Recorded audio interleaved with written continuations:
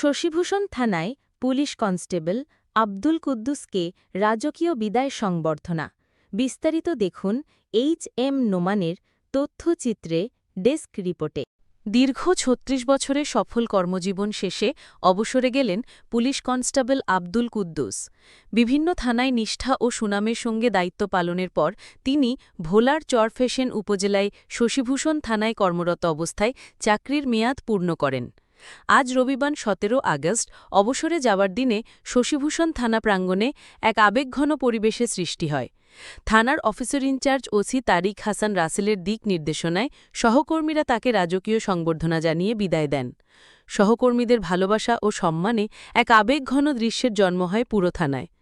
অবসর গ্রহণ উপলক্ষে কনস্টেবল আব্দুল কুদ্দুস বলেন, দীর্ঘ ৩৬ বছর দেশের সেবা করেছি পুলিশের দায়িত্বে থেকে।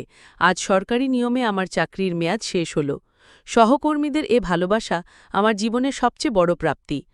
ওসি তারিক হাসান রাসেল জানান, ভোলা জেলা পুলিশ অপার মহোদয়ের নির্দেশনা অনুযায়ী এই বিদায় সংবর্ধনার আয়োজন করা হয়েছে। আব্দুল কুদ্দুসের কর্মনিষ্ঠা ও দায়িত্ববোধ ভবিষ্যতে অন্যদের জন্য অনুপ্রেরণা হয়ে থাকে।